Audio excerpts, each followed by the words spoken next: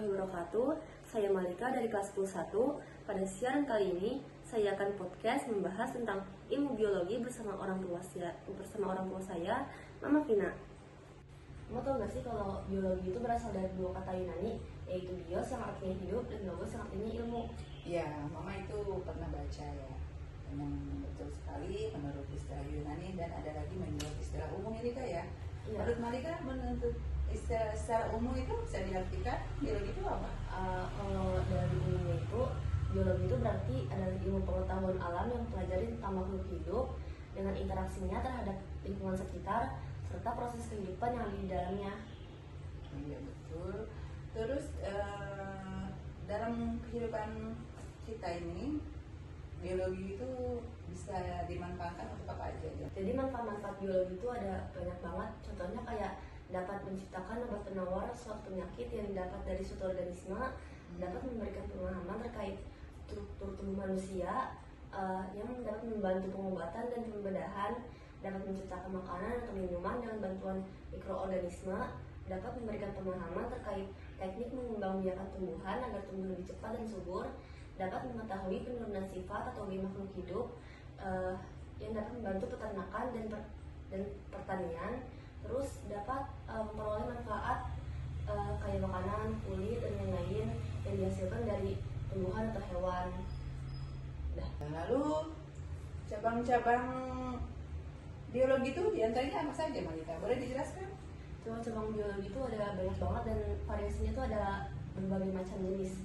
Contohnya kayak zoologi itu yang mempelajari tentang hewan-hewan, terus ada mikrobiologi itu yang mempelajari tentang mikroorganisme, terus ada bioteknologi itu yang memanfaatkan makhluk hidup untuk menciptakan produk yang bermanfaat, terus ada entomologi itu yang mempelajari tentang serangga, terus mikologi yang mempelajari tentang jamur, terus ada yang namanya tuh paleontologi yang mempelajari tentang fosil makhluk purba, anatomi yang mempelajari tentang struktur tubuh manusia, terus ada yang namanya tuh parasitologi itu yang mempelajari tentang parasit, terus ada namanya botani itu yang mempelajari tentang tumbuhan, terus ada yang namanya ekologi itu yang mempelajari tentang interaksi makhluk hidup dengan lingkungan sekitarnya, terus ada yang namanya taksonomi itu yang mempelajari tentang klasifikasi makhluk hidup, terus sama ada yang namanya tuh virologi mempelajari tentang virus, dan masih ada banyak lagi sih cabang-cabang biologi, cuman yang disebutin itu aja dulu.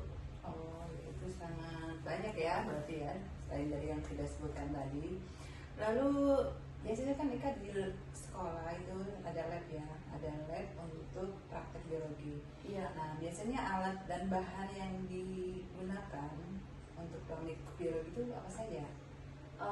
Peralatan bahan itu sebenarnya bisa aja peralatan dalam ruang lingkup biologi itu, misalnya kayak mikroskop itu yang paling berperan, terus ada juga termometer, terus ada anatomi, terus ada yang namanya gelas ukur, terus maksudnya tabung reaksi, terus pisau bedah itu yang buat bedah makhluk hidup, terus sama ada yang namanya tuh kaca pembesar atau lup. Terus kalau untuk bahan-bahan dalam ruang lingkup biologi itu ada berbagai macam dan bisa apa aja, contohnya kayak bakteri, terus darah, terus alkohol, DNA, terus sama hewan-hewan kecil kayak tikus, katak, ikan, dan lain-lain. Itu biasanya hewan-hewan kecil tuh buat praktikum biologi gitu. Oh, jadi Dika setiap belajar biologi selalu bikin praktek-praktek menggunakan alat dan bahan tersebut ya? Iya.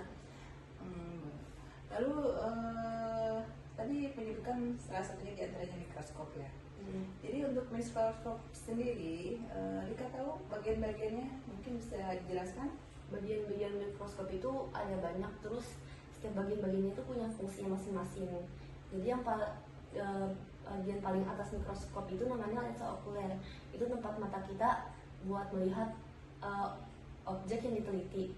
Terus ada yang namanya tabung mikroskop, itu tempat penghubung lensa okuler dengan lensa objektif. Terus ada yang namanya revolver, itu tempatnya lensa objektif sama buat mengganti perbesaran lensa objektif. Terus ada lensa objektif itu sebagai perbesaran bayangan utama objek. Nah itu perbesaran itu bisa 4 kali lipat, 10 kali lipat, bahkan sampai 100 kali lipat. Terus ada yang namanya meja mikroskop, itu buat menaruh preparat.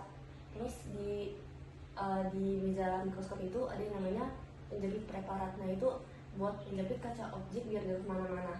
Terus di bawah meja mikroskop itu ada yang namanya kondensor, itu untuk mengumpulkan sekaligus memancarkan cahaya ke objek. Terus ada yang namanya diafragma, itu buat mengatur intensitas cahaya. Terus ada yang namanya cermin atau lampu, itu sebagai sumber cahaya. Terus makrometer itu untuk mengatur fokus kasar, mikrometer untuk mengatur fokus halus. Terus ada yang namanya lengan mikroskop, itu sebagai pegangan kalau kita membawa mikroskopnya. Terus ada yang namanya kaki mikroskop, itu sebagai penopang mikroskop biar tetap stabil gitu. Nah, untuk metode-metode ilmiah biologi itu bisa dijelaskan seperti apa? Metode-metode ilmiah biologi dalam studi biologi itu terbagi dalam berbagai tahap. Tahap pertama itu mengidentifikasi masalah. Jadi kita mencari tahu dulu masalah yang mau dipecahkan, dan kita juga mencari rumusan masalahnya. Terus tahapan kedua yaitu mencari informasi yang berhubungan dengan masalah tersebut. Terus tahapan ketiga yaitu membuat hipotesis, itu kayak semacam jawaban sementara yang terkait pernyataan rumusan masalah. Terus tahapan keempat yaitu merencanakan penelitian. Jadi kita mengatur waktu penelitian atau mengatur variabel. Terus tahapan kelima yaitu melakukan penelitian. Jadi kita melakukan analisis terhadap data yang diperoleh. Terus yang keenam yaitu menarik kesimpulan. Kita menarik kesimpulan dari hasil analisis yang kita lakukan. Terus yang ketujuh kita melakukan laporan penelitian, membuat laporan penelitian. Jadi kita membuat laporan penelitian dari hasil penelitian yang telah kita jalankan gitu. Luar biasa Malika, gitu ya. Ya, luar biasa Malika, penjelasannya sangat detail, mudah dipahami dan sangat jelas ya. Ya. Terima kasih Malika punya dan penjelasannya. Jadi kesimpulannya ilmu biologi. Jadi gimana kesimpulannya untuk podcast hari ini? Itu ilmu biologi itu penting bagi kehidupan kita. Terus ilmu biologi juga itu gak cuma tentang ya satu cabang doang, itu ada berbagai banyak cabang. Terus juga ada metode ilmiahnya. Terus biologi juga ada peralatannya, juga ada bahannya ya.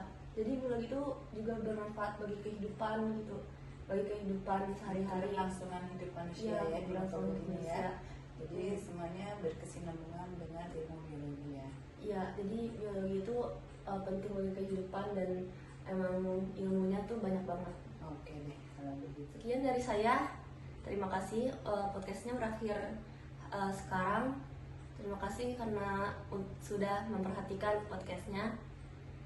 Wassalamualaikum warahmatullahi wabarakatuh.